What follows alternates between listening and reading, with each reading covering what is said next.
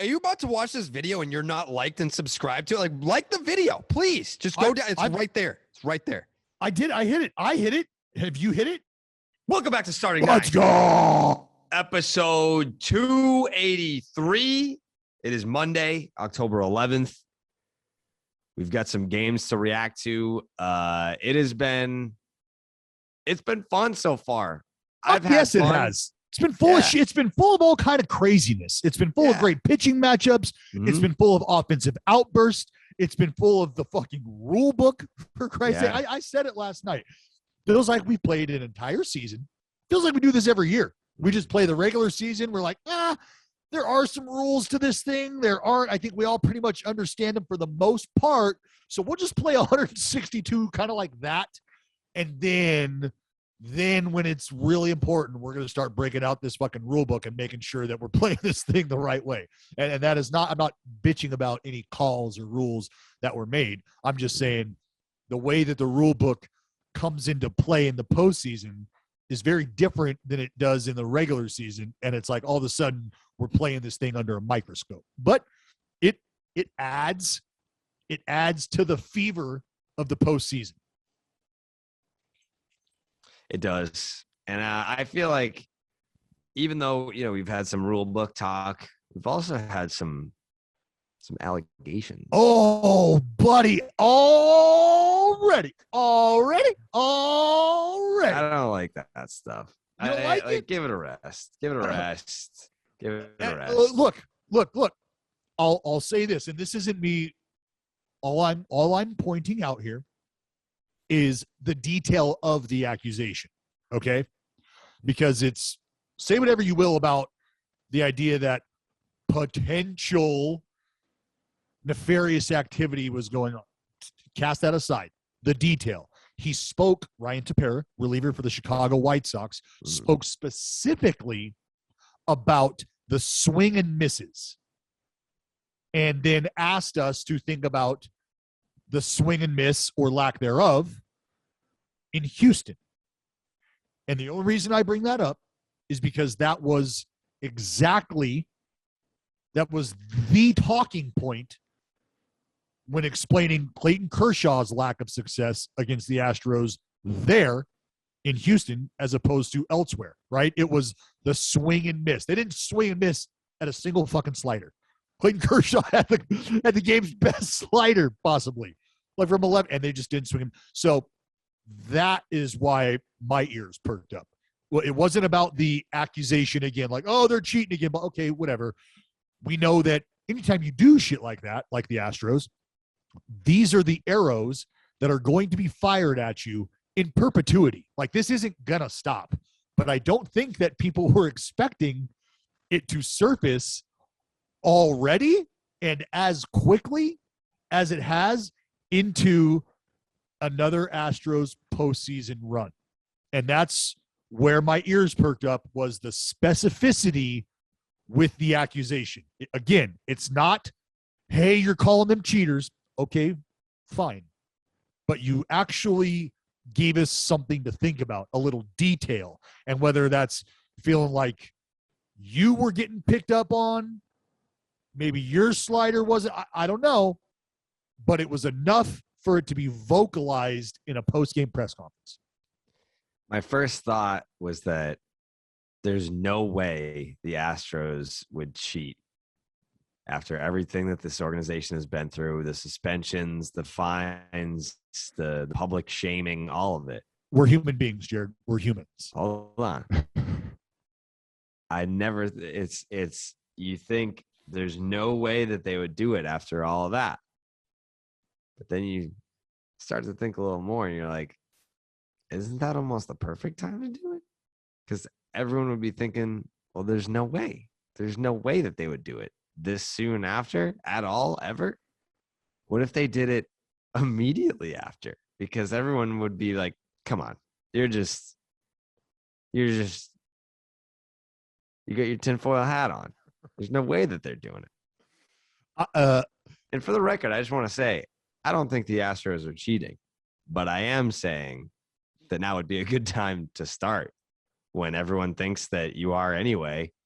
And a lot of people would say there's no way that they're dumb enough to do it after all that. It feels like Double Jeopardy. Are you familiar with Double Jeopardy? I am, yeah. Understanding you can't be tried for the same, right? Okay, so I don't know how that works out. I'd like to believe that if there was any speculation that got to a point where, all right, now you've got the attention of Major League Baseball, like I have no doubt that they would run another investigation back. I have no doubt in that. So it's not like Major League Baseball saying, hey, sorry, we already talked to him about it once. Can't talk to him about it again. It's never going to happen. Because if that were the case, 29 other teams would be lining up to get caught cheating so that they would not be on the radar from there on out, right? Hey, fuck, you got us. Yep, you got us. They got us back in 20. What are you going to do? We try. It's a tough break, I know. Well, we'll get them in 2021, though. And you just start cheating your ass off? Like, no, that's not going to be a thing. So how this gets – I mean, the Red Sox got investigated twice. Well, sure. But so, like, I'm just saying, right, like, that would just be that would be how it goes.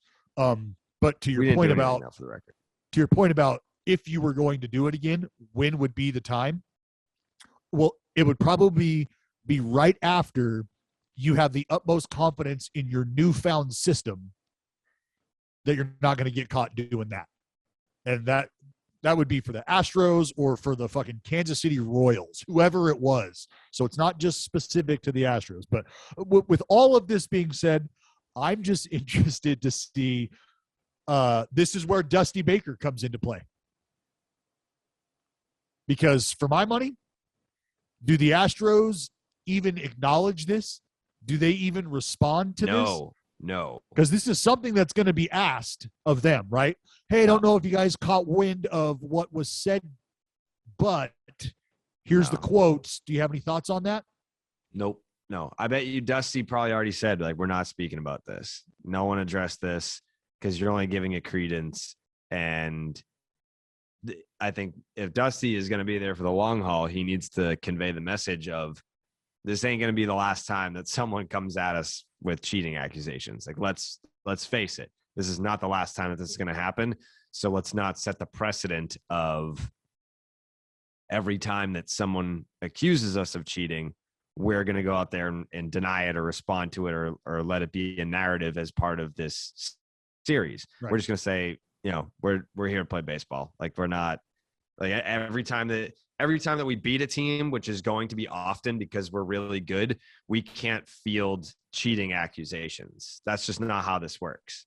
Right. We're not gonna, like, you can't just, every time that we beat a team, you can't cry cheat afterwards. Can't do it. Now I'm going to do something right now. And this is in real time. I haven't looked these numbers up before. I'm going to look them up right now so we can discover or just unearth what Ryan Tepera might be talking about. And this is just him specifically, okay? So in the last game he just pitched against the Astros at home, over 2 innings, he threw 23 pitches, 7 fastballs, 6 for strikes, 12 cutters, 8 for strikes, threw 1 slider for a ball, and threw 3 changeups, 3 of them for strikes. He got 3 swings on the fastball, 1 swing and miss, 7 swings on the cutter, 3 swing and misses, 2 swings on the changeup, 1 swing and miss. All right, now that was his most recent outing against the Astros. That was at home. Now we're going to go to the inning that he threw against the Astros in Houston. Fastball, he threw 2 pitches, 2 were strikes, 1 swing, no miss. He threw 3 cutters, 2 for strikes, 2 swings, 0 misses. So that's his experience. The game against the Astros in Houston, he got 3 swings, 0 swing and misses. So then you go back to the game we were just talking about prior, and he got 12 total swings and 5 swing and misses. Okay. Wouldn't you just chalk this up to small sample size, though? Well, again, I had no basis behind giving you those numbers other than let's look at them together. Yeah, sure. I mean, the numbers are what they are, but I think if they were extrapolated out over, I don't know, a start or two. I mean, it's tough to break down a reliever in terms of swing and miss when you're talking about the total pitches as your sample. Sure. That rate would be suggestive, I think, if we're talking about 150, 200 pitches or something like that. But we're not talking about that big of a sample. So I think there's coincidence there. And also just, if you're playing the Mets in the postseason and those numbers are there, are you questioning that? You're like, well, you're probably talking sample size or whatever. I mean, your mind doesn't immediately go to cheating. Like the Astros. Well, he threw 23 pitches and got all those. He threw 23 pitches over 2 innings and got, what did I say, 12 swing and misses? Yeah. And so that's 23 pitches. Wait, is that right? 12 swing and misses? I thought you said 5 swing and miss. Yeah, 5. 12 total swings, 5 swing and misses. So 23 pitches, 5 swing and misses, 5 pitches, no swing and misses. Yeah, it's a very small sample for me. Right. The only thing that you could look for moving forward. I'm not trying to make the Houston Astros a victim here. They're not. You did the crime. So now, I don't think anyone's going to sit here and feel bad for you that you're getting accused of cheating again when there are some small sample, but, sketchy things going on. I don't think that they're cheating again. I don't. But I also don't feel bad for them that they're getting the accusations because, that's the bed that you made. Now you have to lie in it. Right. And I think the majority of people feel that way. They understand. What's tough is, because I do believe, you do the crime, you do the time. And where our society really lacks is on the other side of having done the time is giving people that opportunity to right their wrongs of the past. They've already been punished and they've done that time. Do you have it within you as a human being to allow them the opportunity to move on, regain your trust, become a productive member of society, blah, blah, blah, blah, blah, blah, blah, blah, blah. So knowing that they're going to wear shit like this really forever, it is what it is. Obviously, there's got to be a line drawn somewhere, and I think most people have already done that. But anytime stuff like this comes up, because, again, the numbers we just went over, those are just for one guy. That's one dude's experience. So if you want to take the time to go back and look over swing and misses in Chicago as opposed to swing and misses in Houston, knock yourself out. We're not doing that right now during the podcast. Yeah. It's fun though. I do appreciate and enjoy the storylines as they get juicy. Oh, it's already starting. It's already starting. But let's talk about a little Brewers Braves right now, because you've got a series that is tied up 1-1. The Atlanta Braves take home field away from the Milwaukee Brewers. Max Fried. Woo. Max Fried, I had a tweet about Max Fried 2-3 weeks ago where I said, this is a guy that I would give the ball to in a game where my life depended on it. I'll put the ball in his hands. I was like, I just want to run this take right back again, because in game 2, Max Fried was that dude. He is a guy that very quietly, his season was a tale of 2 seasons, no doubt. But once he flipped the switch and turned his season around, that is a guy that belongs in the elite category. He is an elite starting pitcher in Major League Baseball. You ready for this? You want to talk about a fucking turnaround? Not even a turnaround. Well, you want to talk about turning things around and not looking back, ripping the rearview mirror off, as I like to say.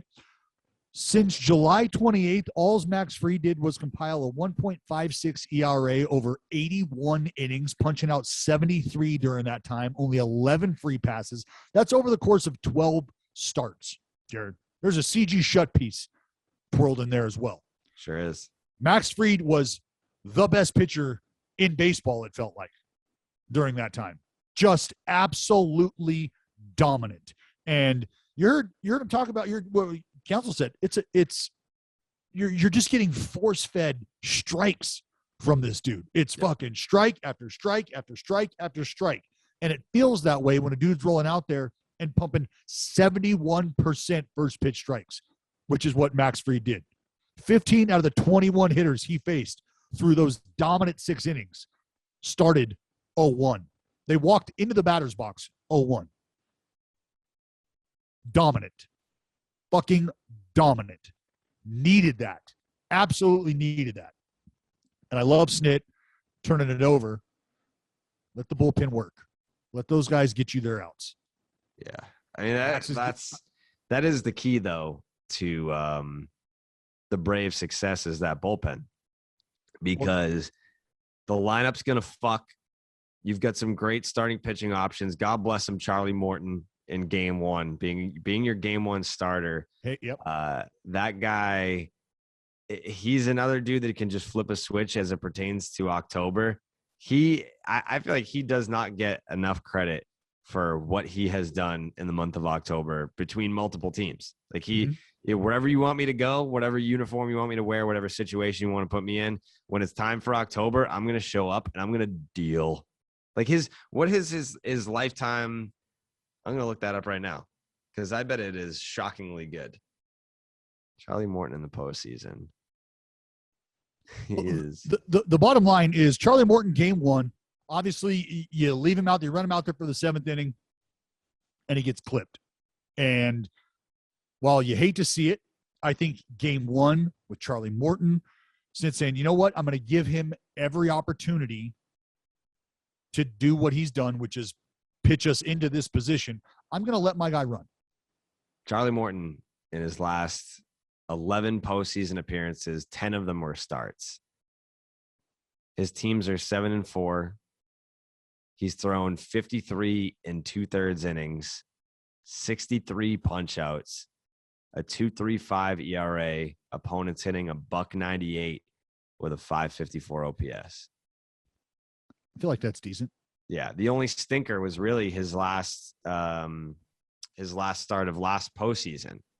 He gave up 5 earned runs and 4 1/3 to the Doyers in Game 3 of the World Series. That was it. Everything else was rock solid. Yep. Well, and the Braves, like they needed to win. They needed to win that ball game, but I think they needed it. They needed it to happen in that fashion. Or actually, let me rephrase that. I think it's a positive that it happened in that fashion because you got the outs from the bullpen that you're going to need. You got the great effort from your starter. And then while it wasn't an entire offensive outburst, which frankly hasn't been the case, you've gotten some guys in Austin Riley, who is, I don't want to say carried you, but has been a huge part of the the stretch run. Ozzie Albies as well. Both those guys come up. And I'll take this time to shout out the Barstool Sportsbook for their incredible effort on college football and NFL because they had so many bets for you guys to choose from. They weren't able to fit in the bet that I sent out early, which was, Braves are winning this ball game, and Austin Riley's also hitting a home run in this ball game. Give the people what they want. Well, they couldn't get that bet in for you, but I felt like that was going to be exactly how this game was going to unfold. Austin Riley's going to come up and continue to hit homers. He did. You got the start that you needed from the lefty, and now the Braves are in a hell of a lot better spot they were than after game 1. Yeah. Also, how did you feel about leaving Charlie Morton in that game too long? Or were you going to ride with Chuck? Because that was his longest postseason outing of his career. He had never pitched more than 5 2/3 in a postseason start before. Actually, no, I lied. He went 6 1/3. Yeah. World Series game 4 in 2017. So it was his longest postseason outing since the World Series in 2017. Yeah, I was okay with it.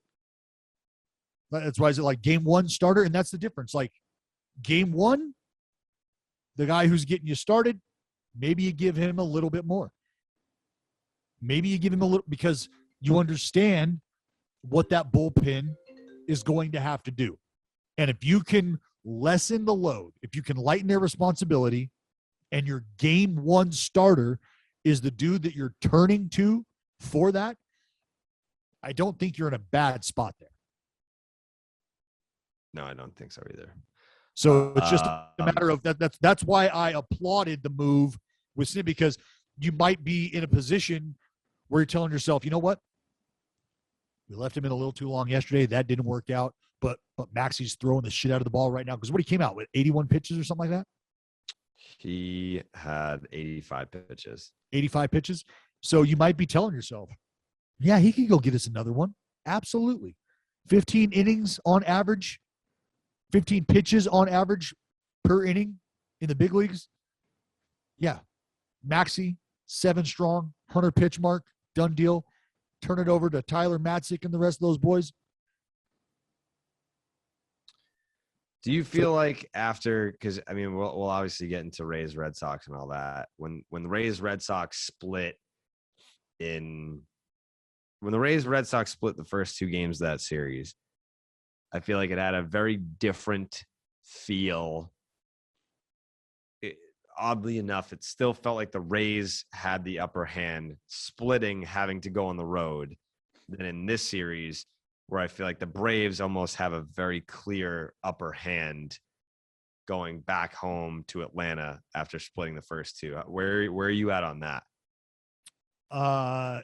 Yeah, I feel like the Braves. Because I know you already had the Rays in the ALCS after the first inning of Game 2, but I don't know if it was that early. It was early. It was after the Grand Slam.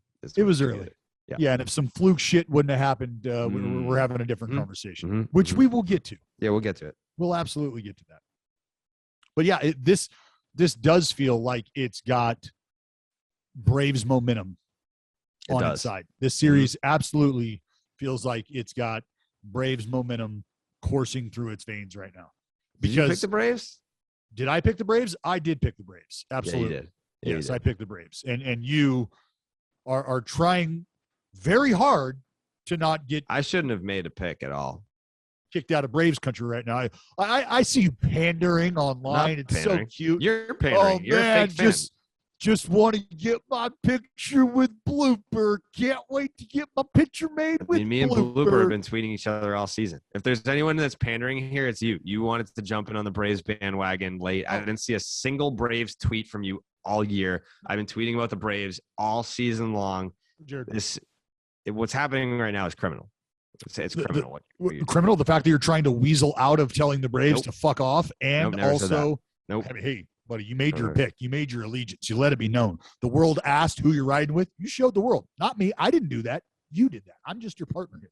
All right. I would like to reach my hand out. If I could go back in time, I would have not made a pick. And that's not me saying that I don't still think the Brewers will win the series. It's more so I just. Yep. Those are 2 teams in the National League that are near and dear to my heart, and I didn't want to upset anybody. But you clearly did, and that's okay, Jared. That's okay. You can't please everyone all the time. I think they were just more like, we're not mad, we're just disappointed. Well, hey, you know what? There's a lot of people in my life that I would much rather have mad at me than disappointed in me. But we're 2 different people. We are 2 different people, Jared. If you're okay with disappointing folks, that's one thing. I'm not okay. I'm not okay with it. I shouldn't have made a pick. Anger is something we could work through. Disappointment. This is my podcast just as much as it is yours. I could have just said I'm not making a pick, and there's no one here that could have made me make a pick. The integrity of the podcast would have taken a major hit. You know that, and it's just all part of life, man. It's all part of life. You win some, you lose some, Jared. Yeah. Sometimes you tell one of your favorite teams to fuck off, and they don't like it. Yeah, I think they're coping. I think they're dealing with it just fine. They'll be great. Because after they take Game 3 against Freddie Peralta, who represents, in essence, I don't want to say the last chance for the Brewers. Oh, come on. Because you know who you've got coming back around.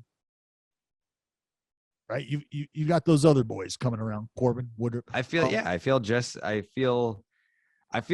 as good about who the Brewers would have lined up as I do bad about who the Braves would be countering.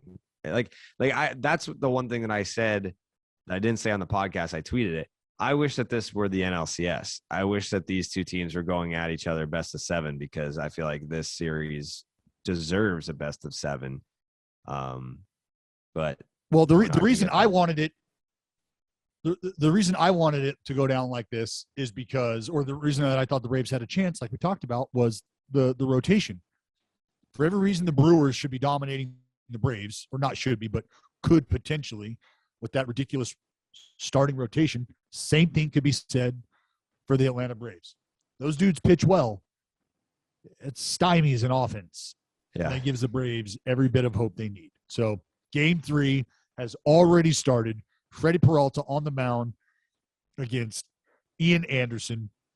And did you pick him in 5 or 4? I picked the Braves in 5. You did, yeah. Okay. I picked the Braves in 5. Also, I mean, we're going to get to it. All right, I won't get ahead, but I do want to say that I'm absolutely drilling the Astros White Sox series right now. Well, I mean, we can talk about that too. There's I'm not drilling it. There's some no. There's some obvious. Again, it's about the integrity of the podcast here. All right, talk about the integrity of bare bottom clothing. Well, I don't know why you haven't gotten your bare ass in these bare bottom clothing garments. Straight up, bare bottom, they're on a mission, and you should be on that same mission. Well, maybe not. Maybe you're not a clothier, but bare bottom is. And their mission is to make the most comfortable, made-to-last menswear around. Also, while giving back to the communities where the clothing is being made. Comfy season is in full fucking steam. Full steam ahead, comfy season. So, stock your closet without comfort, without paying the insane markups you see at other online and big box brands. You can feel good wearing your bare bottoms because for each item you buy, each item you purchase, a nutritious school meal is donated to a child in need. Side note, as a kid who ate free lunch in elementary school, that's a pretty fucking big deal. So keep buying shit. Feed these starving kids. Everything is built for value. You're getting the softest and stretchiest clothes in the game for a phenomenal deal. Great deal, while doing some good in the process and keeping your ass comfortable. So what you need to do right now, in order to get $5 off your first order, you go to BEARBOTTOMCLOTHING.com/starting. That's BEAR, bear, rawr, like the animal. BottomClothing.com/starting. So let's talk about that Astros White Sox series. Yeah, let's talk about it. Let's talk about the fact that I said the White Sox will win this series in 5 games. And let's talk about the fact that I said they would lose the first 2 and win the next 3. Let's talk about the fact that the Houston Astros did win the first 2, and then the White Sox won last night. So they've got 2 more boxes to check, which is it's an uphill battle. I'm not going to sit here and say that I feel like to nail that pick, every little detail, very tough. But it couldn't have gone more smoothly to this point. We're 3 games into this. You haven't nailed anything. I nailed every game so far. That's just how the series has gone so far. But I said that the White Sox would win the series in 5, and they would have to win the last 3 to win it. So that means loss, win. It's been loss, win. I think we actually, if you go back and listen, I think you stumbled upon that. But because of math. But I corrected my math. Either way, the bottom line is we all knew straight up. Like, let's just preface all of that moving forward. Early on, I'm not picking the Astros for any reason other than I'm going against the Astros. Fair. That being said, it was known widely that the White Sox hadn't played a significant game, a meaningful game in how long? And even if you wanted to call them meaningful games, the majority of their games played throughout the division were not leverage games for them. So while there was a ton of hoopla surrounding the White Sox coming into the series, coming into the postseason, there were question marks about how they were going to be able to respond after getting punched in the mouth maybe a few times in a row consistently. Are they a team? Are they a lineup that can continue to apply pressure? And is that bullpen going to be able to perform? Because you've stocked it. Can you get to a guy in Liam Hendricks where his outs actually mean something? That was the question. I saw that after the first two ball games. I saw that tweet of yours. I mean, they haven't been able to use that advantage, really. I mean, I saw people were coming at us for old takes exposing how we hyped up the White Sox bullpen before the series even started. And then the White Sox bullpen didn't have a great start to the series, those first two games in Houston. But there's still time. There's still time for that White Sox bullpen to be the deciding factor in this series for the White Sox. Fair or unfair? No, very fair. Again, that's why you start a series and then you check back in and then you wrap it up. So we started by telling you that the White Sox bullpen was going to be essentially the X factor here in this series. And what we saw play out was that White Sox bullpen not get it done. No. And then what did we see play out yesterday? To be honest, I can't answer that question because I was at Fenway, so I saw barely any of Game 3. So I'm going to need you to pick me up on Game 3. Well, you see the White Sox series fucking talking over here. You see the White Sox get it done. Mm-hmm. Can you tell me what happened in Game 3? I'd love for you to catch me up on that. I was watching that's the thing. The last 2 out of the last 4 postseason games that I've attended have gone over 5 hours. Yeah, it's not fun. No. I was sitting here at 8:15 and the game was in the 5th inning or something like that. Yeah. And this is coming like the last 2 ball games or 3 ball games of the regular season that I had called were 4-hour, 9-inning games that meant nothing. Yeah, that sucks. I was like, come on. Yeah. Really? I mean, you and I were at the 18 inning game in Game 3 of the 2018 World Series. That game was like, what, 8 hours? Yep.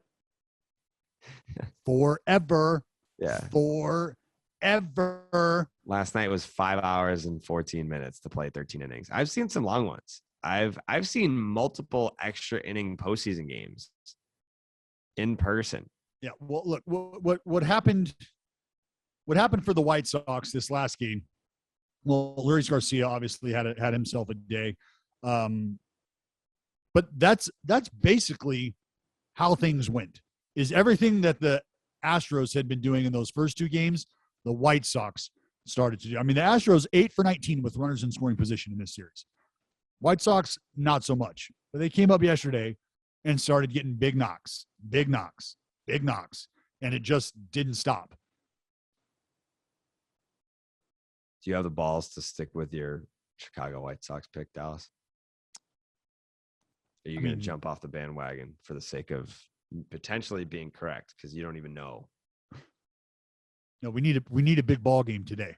Well, they're postponed. Oh, is it? Have they already postponed them? Yeah, this game is postponed. It'll pick up tomorrow. They're sticking with Rodon in Game 4.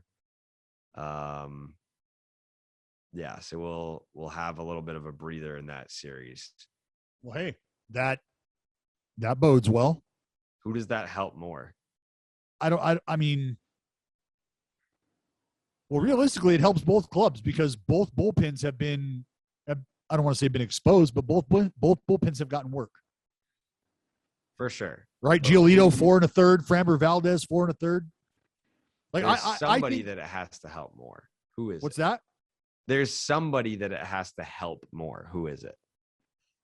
I would believe that it's going to be the Chicago White Sox, or it has to help the White Sox more because I believe that they're going to rely on that bullpen a little more.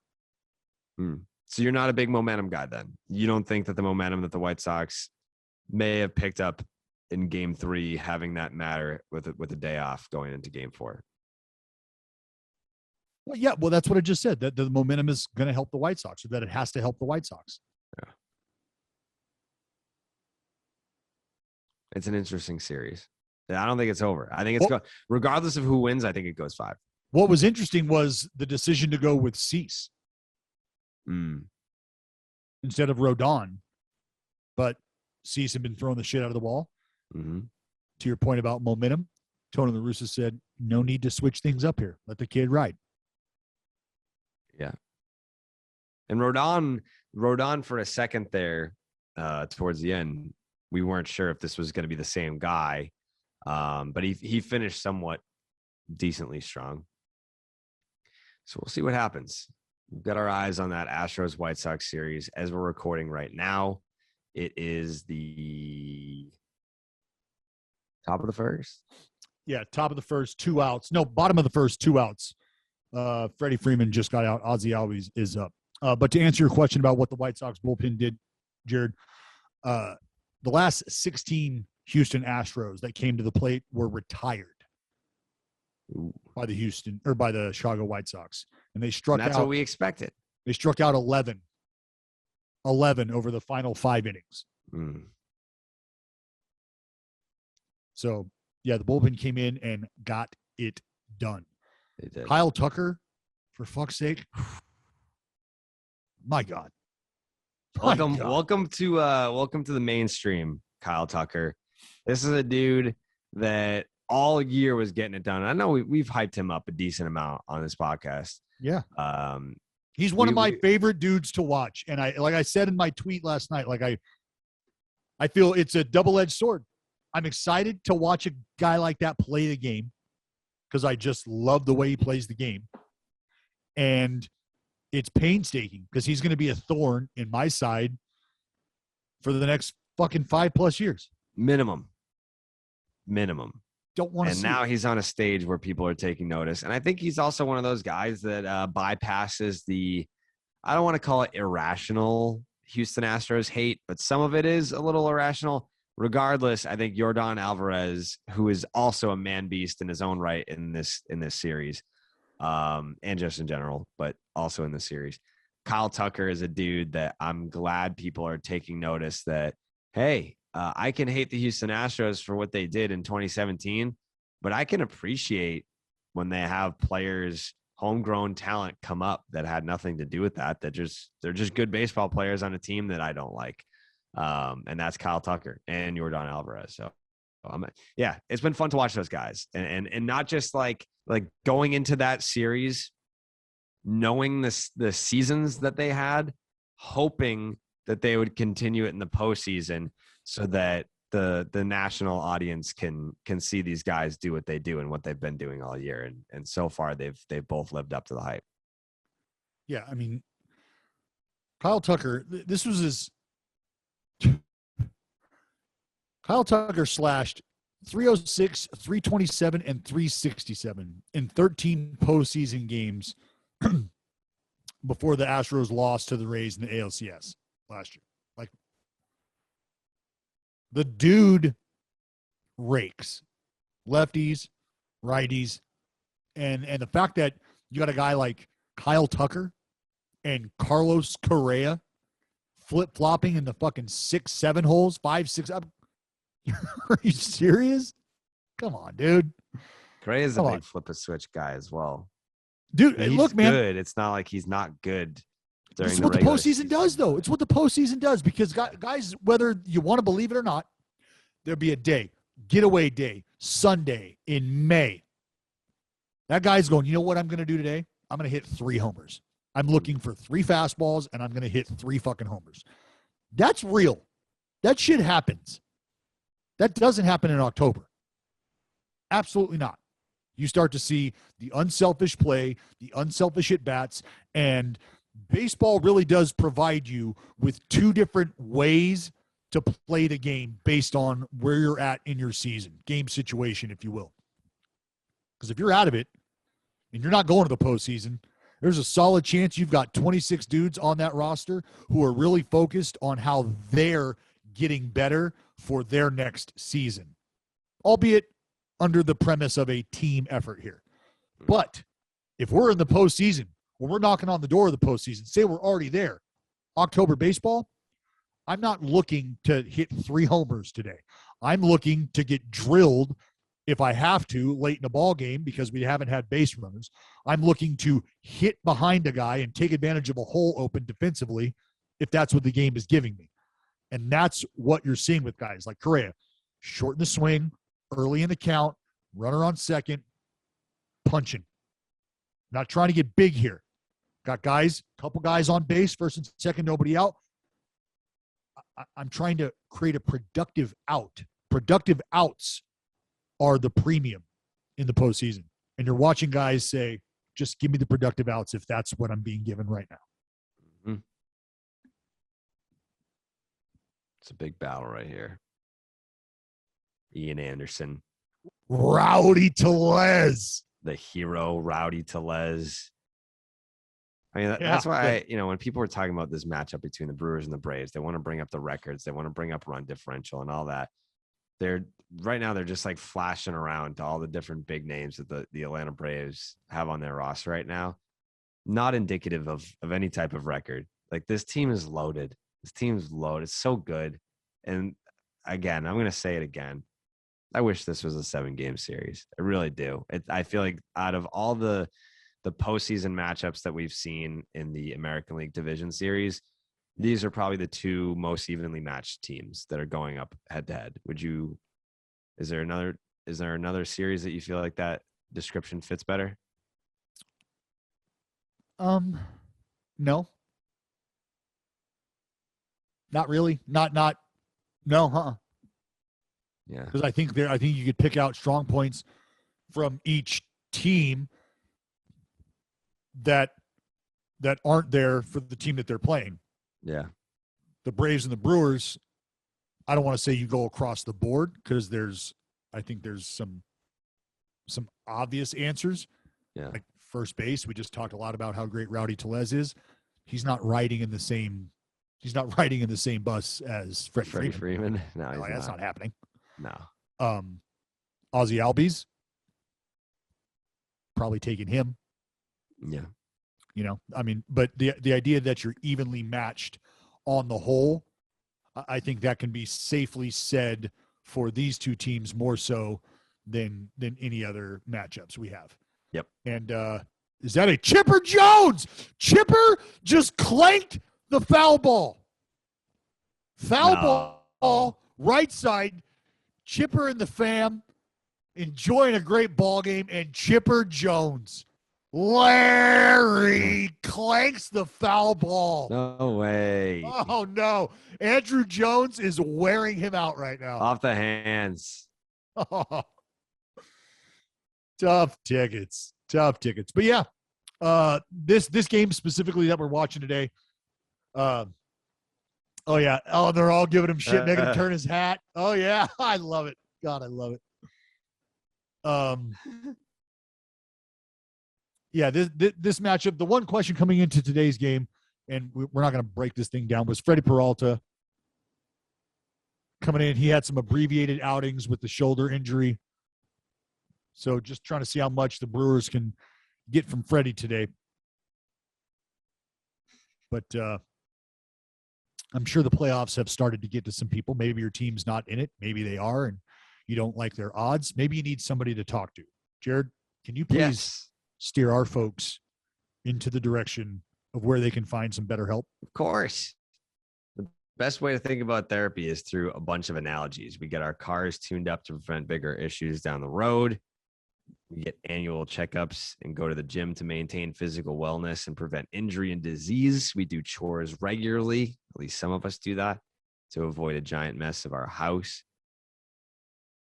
Going to therapy is like all of the above. It's routine maintenance for your mental and emotional wellness to prevent bigger issues down the road. Therapy doesn't mean something's wrong with you. It means that you're investing in yourself to keep your mind healthy. And Barstool Sports agrees because they're offering BetterHelp services to their employees as an added benefit to help take care of their overall well-being.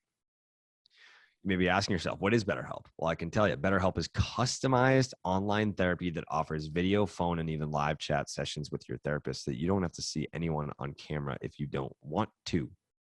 It's much more affordable than in-person therapy, and you can start communicating with your therapist in under 48 hours. And I've said this before, but more affordable doesn't mean it's not as good. And in person, it's a matter of preference. Online therapy, I do online therapy. I've done both. I've done regular therapy in person, and then I've kept my in-person therapy as an in-person therapist as an online therapist. It's more convenient for me. I don't have to drive somewhere. I'm like, all right, cool. I can just bang this out and then hop on starting 9 with Dallas. And again, you can find it 48 hours. That's huge. Why invest in everything else and not your mind? This podcast, Starting 9, is sponsored by BetterHelp, and our listeners get 10% off their first month at betterhelp.com/starting. That is BETTERHELP.com/starting.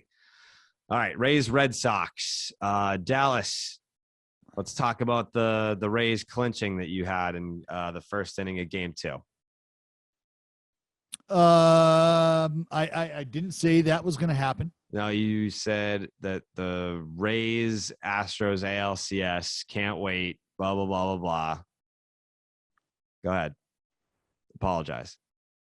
I can't. There's nothing to apologize for. There's nothing to apologize. I mean, you put the Rays sorry. In the ALCS in the first inning of Game 2. I'm sorry that the Rays encountered the same rule that they benefited from back in 2019. I'm sorry that rule is still on the rule book and is being enforced the way it is. That's what I'm sorry for. Red Sox would have won anyway.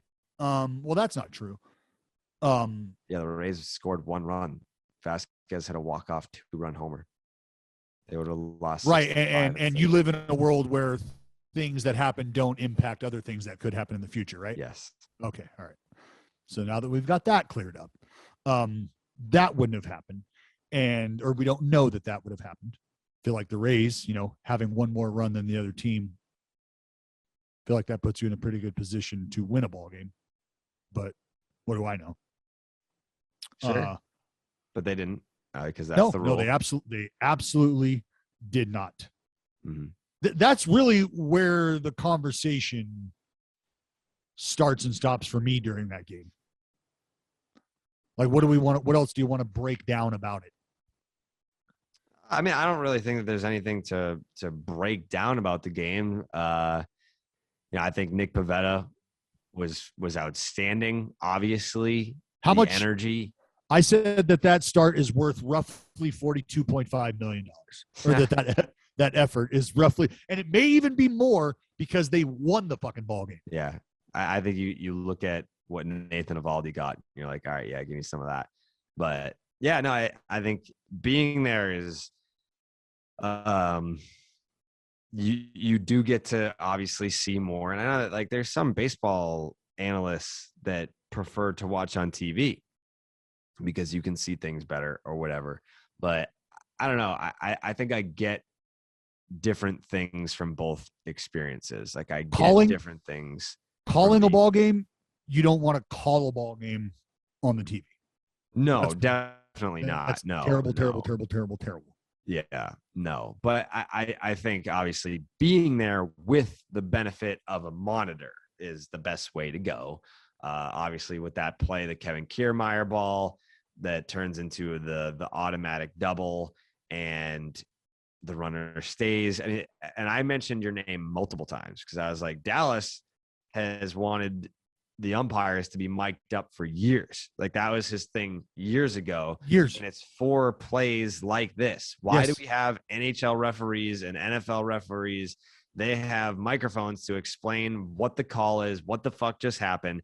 And in Major League Baseball, you have these umpires get together. They're going to New York. They're looking at the review, and the 38,000 people in attendance are like, what the fuck just happened? That wasn't your prototypical ground rule double. It bounced off of Renfroe, went over the fence.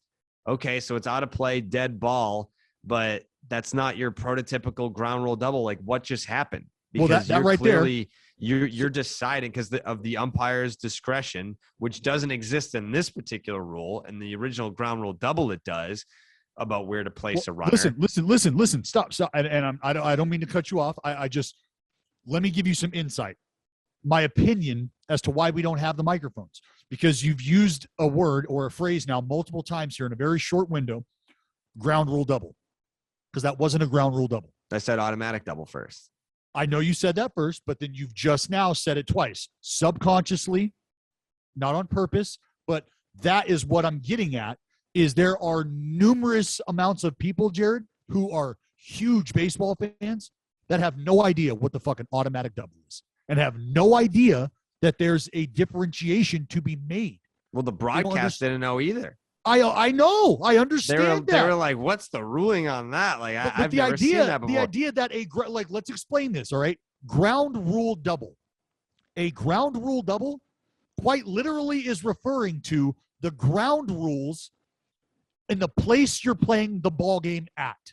So the ground rules at Fenway, very different than the ground rules at the Oakland Coliseum, which are very different than the ground rules in Kansas City at Kauffman Stadium.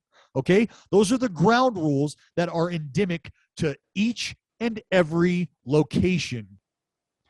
The automatic double is essentially, or technically, as it was relayed to me, from a major league scorekeeper, it's called a rule book double. Why? Because the double happens based on the rule in the book. The double doesn't happen based on the ground rules being applied to the location in which you're playing the game. See how there's a difference there? So like if a fly ball hits off the fucking ladder on the green monster and bounces over the green monster, that's a ground rule specific to Boston, specific to Fenway. Okay? If a ball hits off the edge of a rail that's jutted out maybe in fair territory at the Oakland Coliseum, that's a ground rule specific to the Oakland Coliseum. But if the ball, like it did, hits off the wall, hits off a player, and re-enters foul territory or becomes a dead ball, that is a rule book double or an automatic double. The double is being ruled based on the rule book, not based on the ground rules that are discussed at home plate before every ball game. That is the biggest thing that folks should know. That's the biggest thing that folks should understand. Because from there, you're now informed and you're not arguing anything. You're just learning, right? You're learning that there's a difference between a ground rule double and a rule book double or a automatic double. So what happened was people were like, ground rule double, ground rule double, ground rule double. What the fuck's going on? Ground rule double. Well, that's just not it. It's not what it was. It's not what it was. And Alex Cora, thank God, during his press conference said automatic double. I knew it was an automatic double. So like I watch it at home and I'm screaming at the TV what's going on. And I know the minute that I take to Twitter here, it's going to be learning time for a lot of people. And I had somebody try to fire off, oh, so you fucking found the Wikipedia definition for ground rule double and you found the rule? Oh, nice discovery, bro. What? What are you? What? I defined for you what you didn't know, and then I gave you the rule that was applied to the fucking play. I wasn't trying to prove anything to anybody. I'm trying to inform you, educate you. Because that's one of those quirky little things that not a lot of baseball people know about, understand. You hear a lot of people play this game for 30 fucking years, had no clue that that was a rule. Smoltz said he's like, I've never seen anything like that before. Right. Like that's, and how many times do you hear, why do you go to the baseball field every day? Because you never know what you're going to see. You're going to see something you've never seen before in your life. Like you got John Smoltz, all-star closer, all-star starter, Hall of Famer.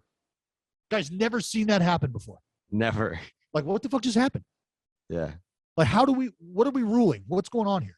So that was a great moment for baseball. Just a great, like, what the hell? And then the fact that you go back and in 2019, that same exact ruling actually helped the Rays.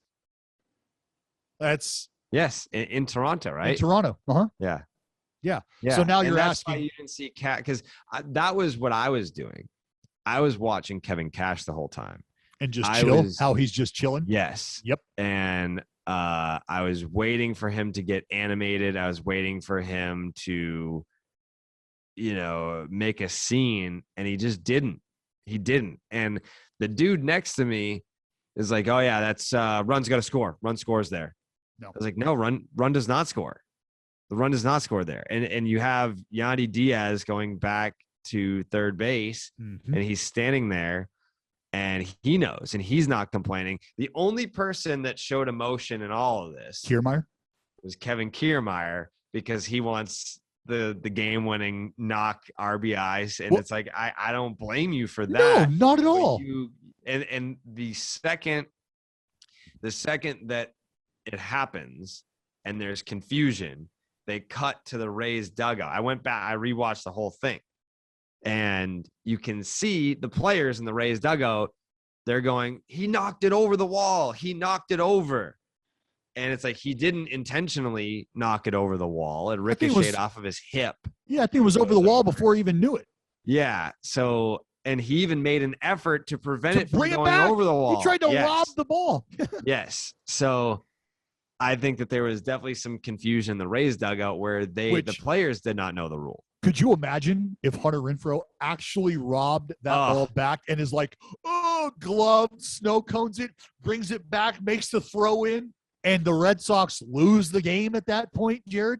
Could you imagine what Hunter Renfroe is dealing with today? Didn't you know the rule? Didn't you know that once it hits off you and goes back into the stands, it's a fucking double, and your dumbass tried to reach? He would be getting crucified. And he has no idea. Like, he's just trying to play the game. He's trying to get outs, man.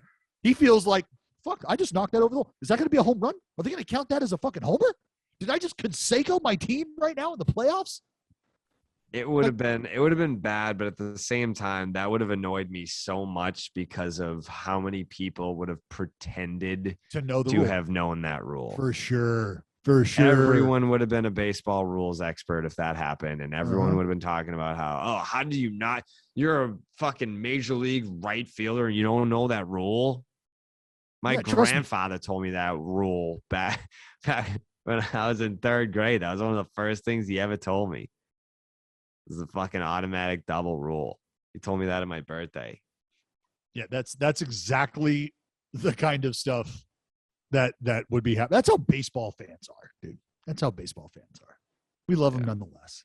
Baseball fans want you to know that they know everything. And there's like, I have no problem admitting that I was like, I don't know what the fuck is going on here. I mean, I think it added to it that I was at the game and I didn't even really see, I didn't get to see the play. I didn't even know that there was a ricochet until way after. But I thought it just one hopped the wall. I was like, what the fuck's the confusion here?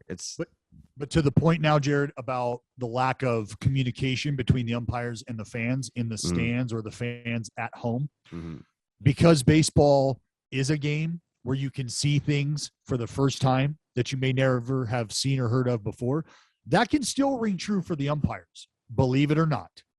And knowing that, I think, and putting a guy in that situation,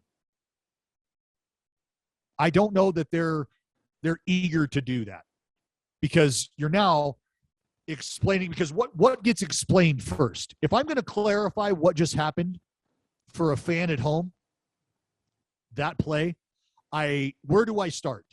Do I start by educating you that there's a difference between a ground rule double and a rule book double? Do I start there? Do I start with just explaining what happened and then allow you the time to go back and try to piece it together so you get a definitive answer? Like, where would you start and stop in the explanation of that play to the fans at home? How long would that take? And do you have somebody down there on that field that can articulate those thoughts in an efficient manner. Yeah. I mean, because Ken Rosenthal did a decent job at it. I mean, I know that once they he was cut to force him. fed the fucking rule. It wasn't even his opinion. He basically they sent it down to Ken, and he was like, "Here's the rule, word for word." Yep. And then they sent it back up to the booth, and they were like, "Well, okay then. Yeah, I guess there's no gray area here. Like that's So the rule." like in football, there's an end to the play. Both teams go back to either an abbreviated huddle or they're making plays at the line, but the the line judge or the field judge is standing over the ball. The referee is standing over the ball. So there's no action. Now there's a challenge. Okay, so gameplay has stopped. In baseball, gameplay gets stopped after the out's recorded, and now you're just waiting in between. So maybe they don't want to create more downtime. I have no idea, but it's an egregious miss that I've been talking about for almost a decade. How do you choose to not inform the fans when shit like this happens? Do you have any inside knowledge on this? Like, has this been discussed? Maybe, Jared, that's why I'm trying to give you some answers and some reasons as to why this ain't never going to fucking happen. You don't think it's ever going to happen? Nope. Jeez. Nope. Jared, they've already created a buffer between the guys who are replaying plays and the guys who are telling you what the result of that play is. They're not interested in eliminating people. No, the cloudier they can make this, the more you're just at the end of it going to go, fuck it, whatever. Okay. Yeah. Like you're just going to be okay with the fact that you didn't know about the automatic double. And if this shit happens again, there might be something you don't know about. Whatever. Okay. We've got, I don't want to call it breaking news, but Dusty has responded to Ryan Tepera's accusations. Yes, he has. What do we got? He dropped a little Eric Clapton on him. He said, those are heavy accusations. I was listening to Eric Clapton this morning, and he had a song. Before you accuse me, you need to look at yourself. You know what I mean? That's all I got to say.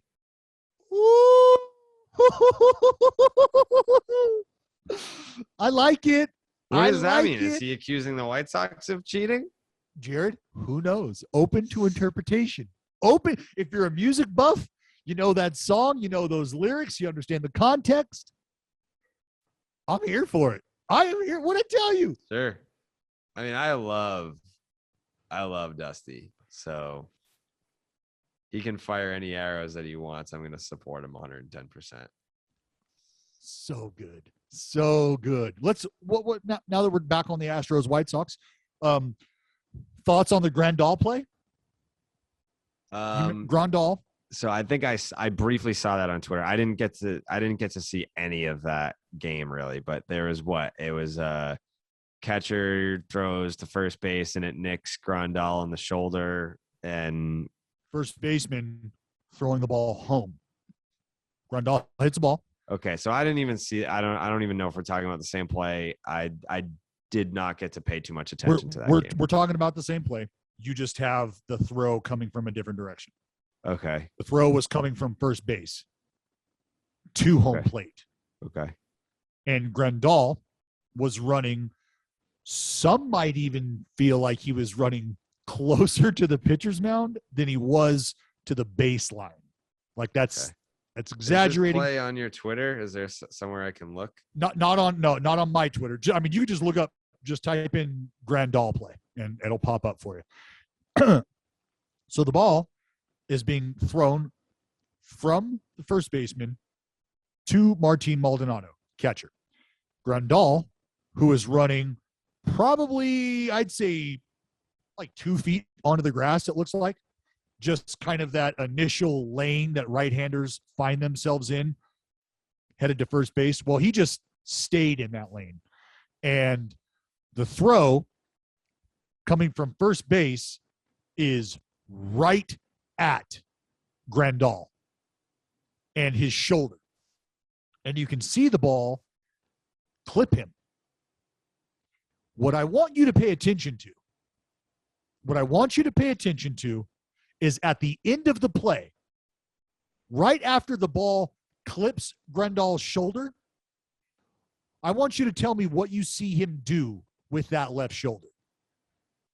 It looked like he tucked it. And which way did he tuck it, Jared? Did he tuck it towards the first baseline, or did it flare out towards the pitcher's mound? It looked like he tucked it in to avoid getting hit by it. You're exactly correct. You are exactly correct. Here's the thing. It happened after it hit him. So people are saying, oh, yeah, he waited for the ball to hit him, and then he tried to duck and what? Well, you know what? That shit's happening in real time.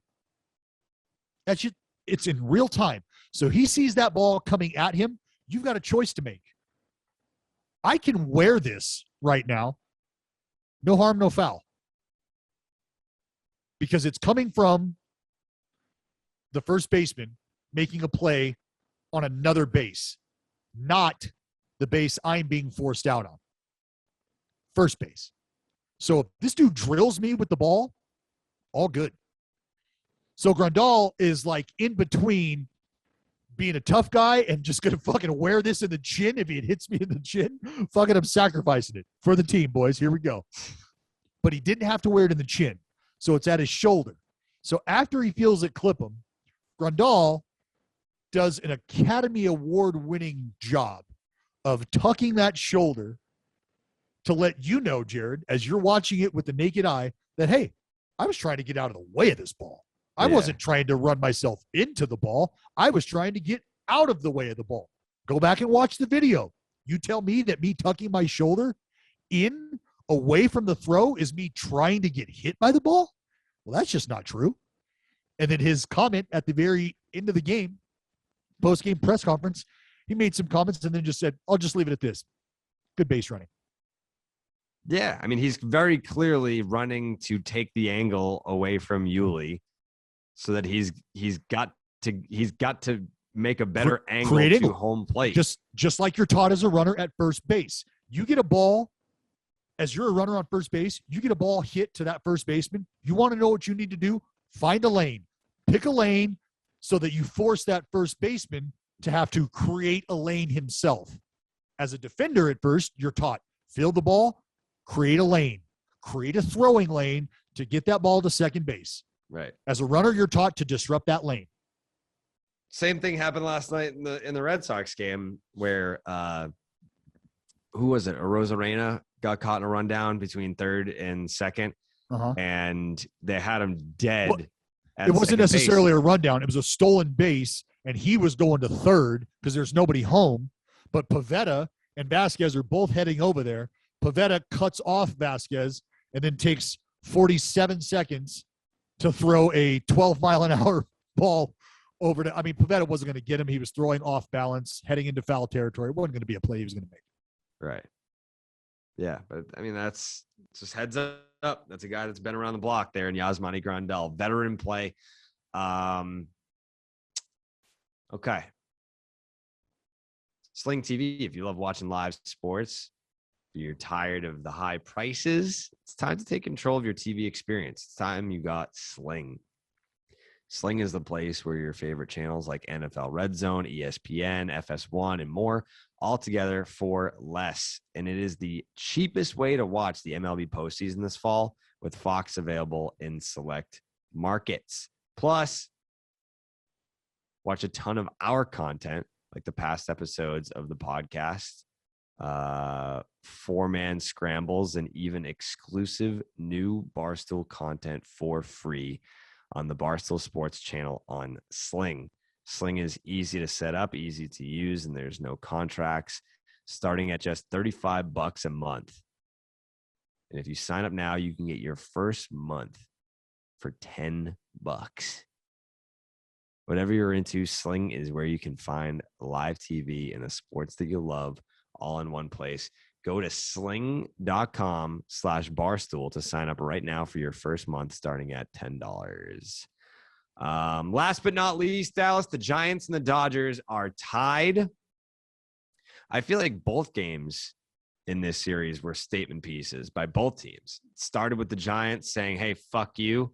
And then the Dodgers being like, hey, fuck you too. That's what I feel like this series has been to this point. I think that's a fair statement. starts with Logan Webb shoving it directly up the arse of the Los Angeles Dodgers. Coming off of his biggest outing of his young career, he dials up an even better one. Why? Well, because it's in the fucking postseason. You need big outings from your starting pitching. And Logan Webb provided exactly that. I mean, people are talking about that outing and the Tim Lincecum outing. I mean, this dude is already quickly skyrocketing up the charts of one of my favorite arms to watch. I mean, he answered the bell, like having the season that he had. And we talked about that in terms of like what the Giants record was every time that he took them out. But it means nothing if you lay an egg in the postseason. And then he goes in there and fucking shoves, saves the best for last. Dude's special. He is ridiculous. But you've gotten great starting pitching, obviously, there from Webb. Giants played some ridiculous defense. You see the play by Tommy La Stella? The double play up the middle, little fucking backhand. Tommy La Stella. I do love Tommy La Stella. For no good reason. I love Tommy La Stella. But yeah, dude, like it's Buster Posey. I mean, hitting a fucking Oppo bomb into the damn ocean. That can't be the first time that he's done that. People are saying that that's the first time he's ever done that. I don't believe that. Well, and look, I'm going to hate to be that guy, but it did hit something before it went into the water. It did. It one hopped into the ocean. So it's not a splashdown. No, it's not. It's not a splashdown. No, it's not. That ball did make it into the water. But it's still impressive to one hop it. Still dope. Still very counts. dope. Yeah. Where are you at with this Giants offense? Meaning, do they give you the feeling like they can build innings here against this Dodger team? I mean, when we broke it down, I don't know, call it 4 episodes ago, you going through the entire Giants offense player by player, and there's no one really that stands out to you as if you're sitting there looking at the on deck circle being like, well, fuck, we got to get the guy at the plate because we don't want this guy to come up. Like, they don't have that guy. The guy, I feel like Brandon Crawford's not that dude for you? Say it again. Brandon Crawford's not that dude for you? I mean, he's had a great year. Sure. But do you feel like when Brandon Crawford comes to the plate where it's like, fuck, man, like, really wish we didn't get Brandon Crawford up here? If I'm being honest, as of late, kind of, yeah. Like, not like this is a homer. Like, fuck, the last dude we needed up here right now because we're down, because we're up by 1 and there's a man on. You know who I don't want to face right now? Like, maybe Brandon Crawford's not that dude. Mm-hmm. But Brandon Crawford is a guy that, no, if there's guys on base and there's like, I don't want to see him up. No. Not now, because he's the productive out mentality. Like, this whole fucking lineup with the veterans in it have that mentality. And that's what's scary when they talk about a lineup taking on an identity. Well, in the postseason, when you've got dudes like Brandon Crawford in there and you've got dudes like Buster Posey in that lineup, a guy like Evan Longoria, they're going to let you know, hey, look, this is what we're expecting. This is what the game situation is. This is our approach here, boys. This is what we're doing. Like, if we're going to try to get big here, this is what the spot's got to be. Kind of a last-ditch effort, or, hey, we've got a little cushion here. Let's pour it on. But for the most part, you're going to get these dudes putting together super disciplined at bats. And yes, Brandon Crawford, and that's how they beat you. They grind you down. And Brandon Crawford might be the guy that I'm like, you know what? Out of everybody in here, not that dude. Yeah. And I feel like they want you to, like, the way that I feel about them is probably how they want you to feel. Like, a lot of good hitters, but no one that, like, when Wander Franco comes to the plate, I'm like, fuck. Or like Randy Arozarena in the month of October. When he comes up, you're like, oh God, if we can just get past this one at bat and you don't have to see him again for another 8 hitters, then you can maybe try and squeak one out here. There's no one in the Giants lineup where I feel that way about, but that doesn't mean that it's a bad lineup. I'm just saying that there's like, there's no one that when they're in the on deck circle, you hear the Jaws theme in your head. Like you just don't, it's not like that. Yeah. I would say, which is crazy of you to say because you've supported the Giants all season long, but to hear you say that the Giants don't have a single solitary guy in that lineup that is worth a fuck that threatens you at all. I didn't think I was going to hear that from you, and I didn't think I was going to be the one saying that this Giants lineup is so disciplined and so tough, especially like for you to not have anybody circled in the Giants lineup, and for me to have guys that I'm circling in the like I didn't. Who are you circling? I circled Brandon Crawford. Okay, you circle one guy. Oh, so I could circle Buster Posey too. And you're going, who? Brandon, who? How do you, was that start with a C, his last name? Start with a C? And Buster, I think it's a tough you asked lineup. me 20 minutes ago if Buster Posey was still playing for the Giants. You had no idea. Like, I think it's a tough lineup. I don't, and I think even Giants fans themselves would acknowledge, like, there's no one where it's like. Are you calling the Giants lineup Amish? Is that what you just said? Nope. You just. I said that they're tough. Said the Braves lineup fucks the Giants lineup full of Amish butter churners. I believe that's what you said. Yeah. That's tough. It is tough. That is tough. It's not great. Scherzer on the hill. How about Bellinger? I mean, little October belly? Cody. Huh? He cut his hair too. Yeah, that's what I mean. Hey, making changes, baby. Have to. You had to. I mean, that is a regular season that I'm sure Cody would love to forget. It wasn't great. He had his struggles quite mightily. And, we talked to him on the podcast twice in 2021. And we asked him, like, is it more difficult or is it easier for you when you're on a team full of MVPs and superstars and you don't feel the pressure of I got to perform because I'm the guy. And then you look around and you see a Mookie Betts and you see an Albert Pujols walk in to be a guy off the bench in your team. And he said he liked it. He said he liked being able to blend in. Well, what if that's not how you get the best Cody Bellinger? What if he needs that pressure of like, hey, dude, step it up. Like, we need you to be a guy. We don't need you to be a character here or a role player. We need you to be Cody Bellinger, a dude that won a fucking MVP. That could very well be. That's where the personality of the player really comes into play. Because if the best Cody Bellinger isn't a guy who's feeling the pressure of having to lead the charge, then why would you want to put him back in that scenario? Why would you want to put that responsibility on him, the weight of the production on him? I don't think that is something that I would want to do for Belly if him feeling like he's able to blend in is starting to give him even just a little bit of confidence and breathing room to where he can try to right the struggles that have been going on. Because he's dealt with injuries, coming off surgery of the shoulder. Like, he's got a lot of shit that he's trying to just iron out and get right, get back to the Cody Bellinger he's been.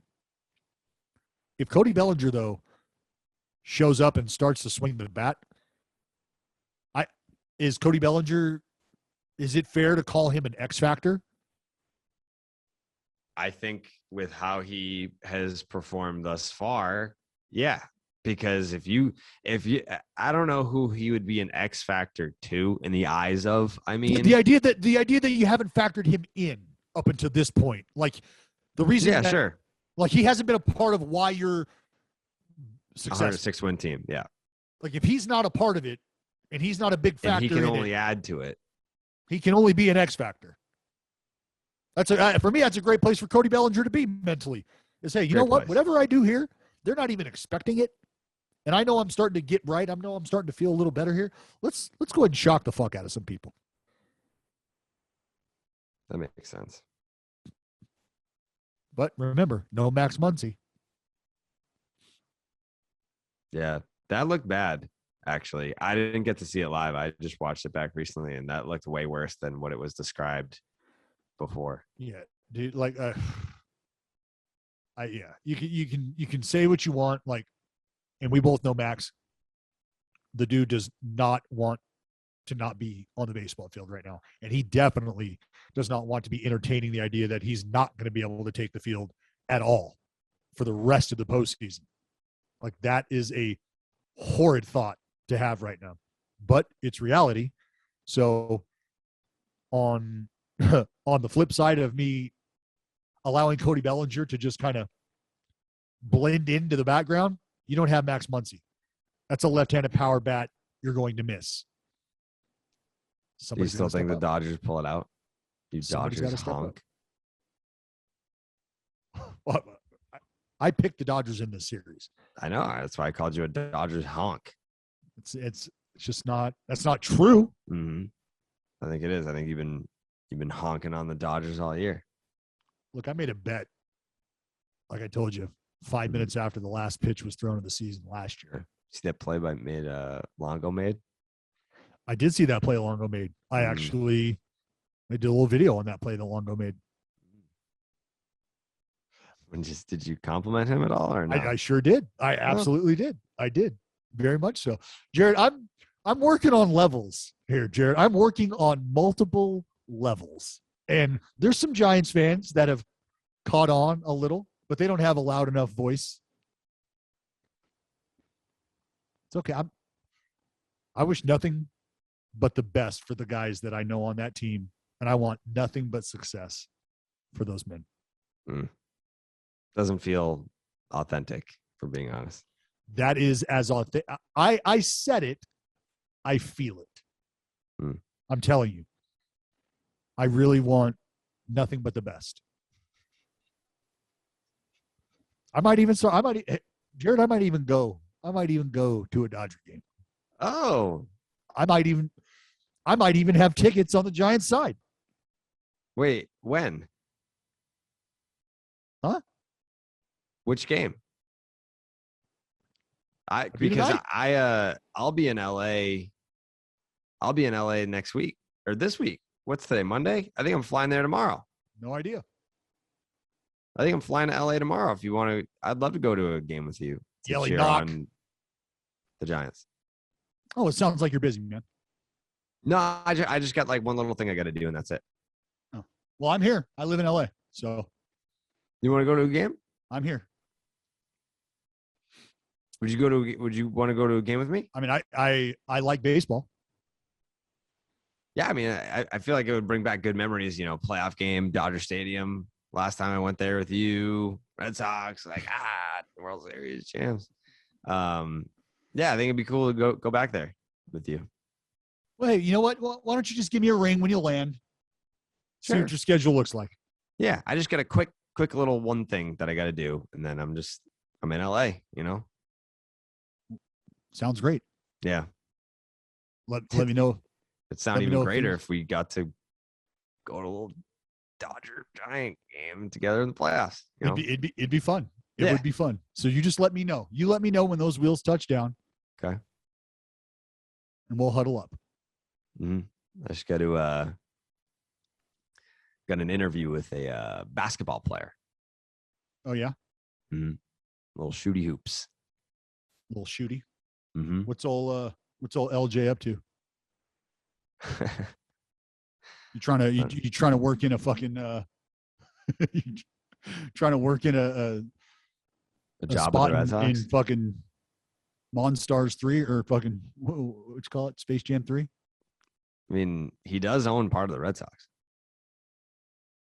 Is he part owner of the Sox? Mm-hmm. Even as a Yankee fan? He's an everything fan. He's a winning fan. He likes to win. That's hilarious. Yeah. Yeah. Well, hey, hit me up. Yeah, let's do it. I think that'd be great. Well, I mean, I have some Giants merch too, some gear. Oddly enough, which was funny that it happened later down the line in life, but I have a Brian Wilson World Series T-shirt. I have a Tim Lincecum shirt. I've got a bunch of Giant stuff. So that'll be fun. Well, I don't know if you saw, Jared, but I did put out a T-shirt for the San Francisco Giants. I did see that. You spelled his name wrong in the tweet. No, I left out the E. I didn't spell it incorrectly. Okay. I left the out the E silent. No, it's there. Okay. And it's on the T-shirt as well. Yeah. So if you're a late night Lamont fan, feel free to pick that one up. There will also be another T-shirt dropping for the San Francisco Giants. A lot of Giants merch, Jared. Yeah, I mean, last time I've been to San Francisco, I had a near-death experience. It's all about mentality. You were in a safe place. No, my mind was not a safe place. You'd have been fine. Totally fine. Yeah. Well, let me know when you get to LA and let's collaborate. Yeah, because they've got 2 games there. So I mean, shit. Who's to say we couldn't? I don't know. Do both of them? Maybe. Jared, I live here. I'm not going anywhere. You want to have a sleepover? I'm not. Whoa. Jared, we are business partners. We're not friends. That's not true. That's what I used to tell Landon all the time. Landon, pal, let's get one thing straight. You're a fucking suggestion box. This doesn't mean we're going to have lunch together. Got it? I love Landon with all my heart. All right. Well, hope you enjoy game 1, or excuse me, not game 1. Game 1 of the day is what I meant.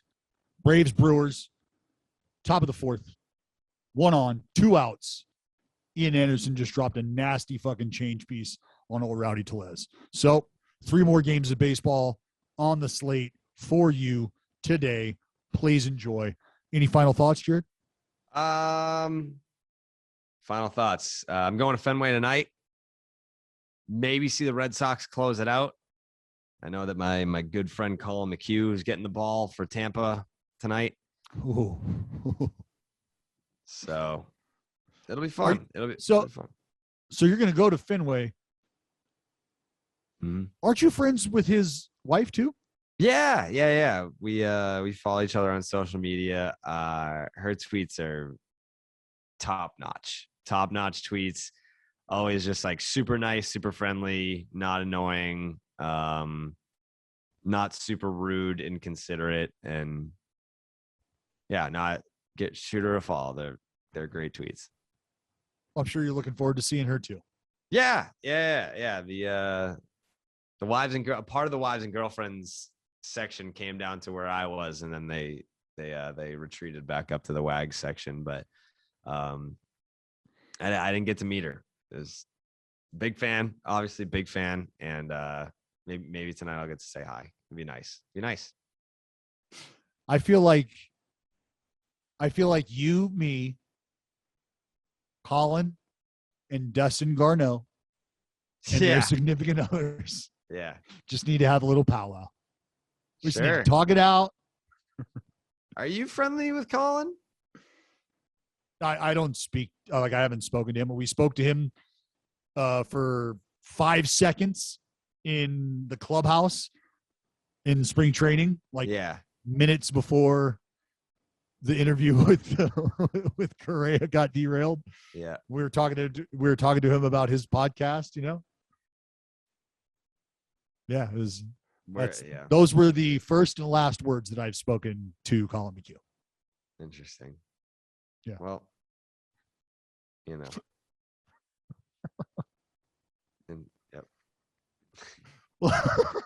Well, enjoy your ball game today. I can tell you're excited to see him. Yeah, no, it's gonna be great. Yeah, I can't wait. I was really excited to see Tyler Glasnow in the Rays dugout though, looking handsome as fuck. Did you give him a hug? No, I didn't have field passes. I didn't apply for them. When it's the playoffs, the field passes are useless. There's so many media on the field that the players aren't it's not the same. So I don't do it. Well, let me tell you, get your field pass and then go stand off to the side. Because you want to know what happens? They'll come off to the side. To avoid the other people that don't stand off to the side. Yeah, that makes sense. Yep. Maybe I'll do that for the ALCS. Well, food for thought. Are you interested in seeing who do you want to talk to? You want to talk to Framber? Or you want to talk you probably want to see Glasnow up close. I got you. All right. Either way. No. Good point. Tyler and I have off-season plans together, so I'm excited for that. He has no idea. No idea. Me or him? Him. About what? Oh, God bless. God bless. God bless. I don't know what you mean, Dallas. I know. It's okay. All right. Enjoy your ball game. Okay. Way out.